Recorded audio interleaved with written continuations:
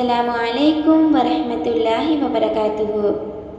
இப்ராஹிம் நபியுடைய பெயர் திருக்குர்ஆனில் 69 தடவை குறிப்பிடப்பட்டுள்ளது.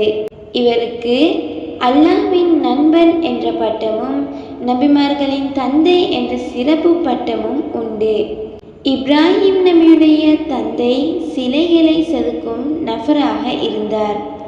அக்காலத்தில் இருந்த அனைத்து மக்களும் சிலைகள், சூரியன், சந்திரன், கற்கள் மற்றும் அவர்கள் ஊரிலுள்ள அரசர்கள் போன்றவர்களை தெய்வங்களாக வணங்கி வந்தார்கள். தன்னுடைய குழந்தை பருவத்திலேயே அவர்கள் தந்தை உருவாக்கும் சிலைகளை பார்த்து உணர ஆரம்பிக்கிறார்கள். இப்ராஹிம் நபி தன் வாழ்க்கையில் 3 பொய்கள் சொல்லியிருக்கிறார்கள். அதில் முதலாவது பொய், ஒரு நாள் இப்ராஹிம் நபியை அவருடைய தந்தை இணை வைக்கும் திருவிழாவிற்கு செல்ல அழைத்தார்கள். அங்கு செல்வதை தவிர்ப்பதற்காக நான் நோயுற்றிருக்கிறேன் என்று பொய் சொல்கிறார்கள். ஒரு நாள் மலை மீது ஏறி ஒரு குகைக்கு போறாங்க. அந்த குகையில இருந்து பார்க்கும்போது வானம் தெளிவாக தெரிந்தது. அந்த வானத்தில் இருந்த நிலாவை பார்த்து இந்த நிலா தான் இறைவனா என யோசிக்கிறார்கள். ஆனால் அந்த நிலா கொஞ்ச நேரத்திலேயே மறைந்து விடுகிறது.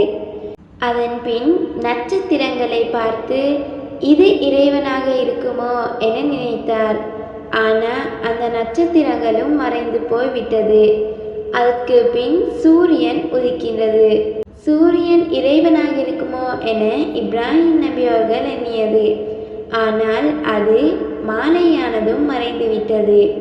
பின் இப்ராஹிம் நபி அவர்கள் உணர்கிறார்கள், இறைவன் ஒருவன்தான், அவன் ஒருவனால மறைய முடியாது. இறைவன் நிலையாக இருக்கக்கூடியவன். நாம் தான் இறைவன் ஒருவன் இருக்கிறான் என்பதை மக்களுக்கு புரிய வைக்கணும் என உணர்ந்து ஊருக்குள் செல்கிறார்கள்.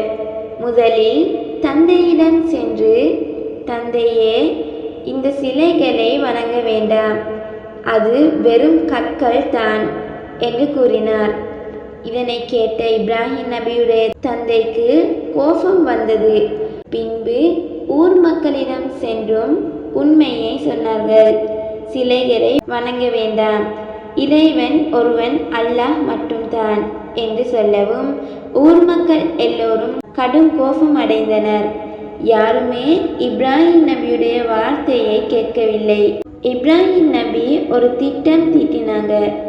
ஒரு நாள் ஊர் மக்கள் எல்லோரும் திருவிழாவிற்கு சென்ற நேரம் பார்த்து கோடாரியை கையில் எடுத்துக்கொண்டு அங்குள்ள கோயிலுக்கு சென்று சிலைகளை எல்லாம் உடைத்து பெரிய சிலையின் கழுத்தில் கோடாரியை வைத்துவிட்டு கோவிலை விட்டு வெளியே சென்று விட்டார்கள்.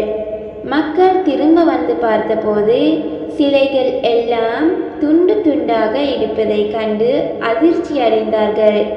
இதற்கு காரணம் யாராக இருக்கும் என சிந்திக்க ஆரம்பித்தார்கள். அப்போது அவர்களுக்கு இப்ராஹிம் நபி இவ்வாறு சிலைகளை வணங்க வேண்டாம் என்று கூறியது அவர்களுக்கு நினைவு வந்தது. பின்னர் இப்ராஹிம் நபி அவர்களை அழைத்து விசாரிக்கும் போது இப்ராஹிம் நபி அவர்கள், நான் இதனை செய்யவில்லை, அதுதான் இந்த சிலை இருக்கே, இந்த சிலையிடம் கேளுங்க, இந்த சிலை கூட செய்திருக்கலாம் என்றார். இதனை கேட்ட அம்மக்கள், சிலைகளால் எப்படி பேச முடியும் என கேட்கிறார்கள். உடனே இப்ராஹிம் நபி, ஆமா, சிலைகளால் பேச முடியாது, பின்பு அது எப்படி தெய்வமாக இருக்க முடியும் என கேட்டார். இதனை கேட்ட மக்கள் அனைவரும் வாயடைத்து போய்விட்டார்கள். ஆனாலும் அம்மக்கள் திருந்தவே இல்லை. நபி இப்ராஹிம் அலைஹிஸ்ஸலாம் அவர்கள் தங்களுடைய சிலைகளை உடைத்ததற்காக ஒரு நெருப்பு குண்டத்தில் போட்டு எரித்துவிட முயற்சி செய்தாங்க. பின் தீக்குண்டம் தயாரானதும் இப்ராஹிம் நபி அவர்களை அதில் போட்டார்கள். ஆனால் நபி இப்ராஹிம் அலைஹிஸ்ஸலாம் அவர்களுக்கு சிறு காயம் கூட ஏற்படவில்லை. ஏனெனில் அல்லாஹ் அந்த நெருப்பில் குளிர்ச்சியை ஏற்படுத்தினான். நெருப்பு எரிந்து முடிந்த பின் இப்ராஹிம் நபி அவர்கள் வெளியே வருவதை கண்ட மக்கள் மிகவும் அதிர்ச்சி அடைந்தார்கள். இதனை கேள்விப்பட்ட அந்த நாட்டு கொடுங்கோல் அரசன் நம்ரூத் என்பவன் அவனிடம் இருக்கும் செல்வம் சக்தி காரணமாக அவனே கடவுள் என்று சொல்லிக் கொள்வான். மேலும் அவனுடைய மக்களும் அவனை கடவுளாக வணங்குவார்கள். அந்த கொடுங்கோல் மன்னன் இப்ராஹிம் நபியை அழைத்து வரும்படி ஆணையிடுகிறான். பின் அங்கு இப்ராஹிம் நபி சென்றதும் அந்த அரசன் இப்ராஹிம் நபியிடம், ஏன் நீ சிலைகளை உடைத்தாய் என்று கேட்கிறான். அதற்கு நபி இப்ராஹிம் அலைஹிஸ்ஸலாம் அவர்கள், அந்த சிலைகள் ஒன்றும் தெய்வங்கள் கிடையாது, இறைவன் ஒருவன்தான். அல்லாஹ் தான் நமக்கு பிறப்பு இறப்பு எல்லாவற்றையும் கொடுக்கிறான். எனவே இறைவன் அல்லாஹ் மட்டும்தான் என்று சொன்னார்கள். இதனை கேட்ட நம்ரூத், என்னாலையும் பிறப்பையும் இறப்பையும் கொடுக்க முடியும் என்று கூறி 2 அடிமைகளை அழைத்து வரும்படி கட்டளையிட்டான். பின் அதில் ஒருவனை கத்தியால் வெட்டும்படி ஆணையிடுகிறான். இன்னொருவனை வெட்டாமல் விட்டுவிடும்படி ஆணையிடுகிறான். பின்பு இப்ராஹிம் நபியிடம், என்னாலும் பிறப்பையும் இறப்பையும் கொடுக்க முடியும். ஒருவனுக்கு பிறப்பை கொடுத்தேன், இன்னொருவனுக்கு இறப்பை கொடுத்தேன் என்று சொன்னான்.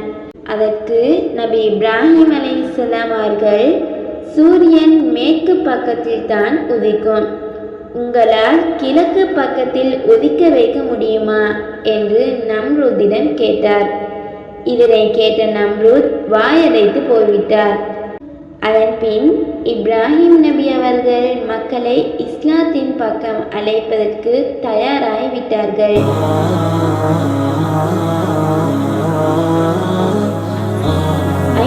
Dreams 123 யூடியூப் சேனல் வழங்கும் ரமலான் வினாவிடை போட்டி நிகழ்ச்சி. வினா இலக்கம் 16. நபி இப்ராஹிம் அலைஹிஸ்ஸலாம் அவர்களுடைய சிறப்பு பெயர்கள் என்ன? நபி இப்ராஹிம் அலைஹிஸ்ஸலாம் அவர்களின் காலத்தில் வாழ்ந்த கொடுங்கோல் அரசனின் பெயர் என்ன? இதற்கான சரியான விடையை இன்று இரவு 9 மணிக்கு முன்னர் உங்கள் விடைகளை தவறாமல் உங்கள் பெயர், வயது, ஊர் மற்றும் பதிவு எண் என்பவற்றை குறிப்பிட்டு இதில் உள்ள தொலைபேசி இலக்கத்திற்கு வாட்ஸ்அப் மூலம் அனுப்பி வையுங்கள்.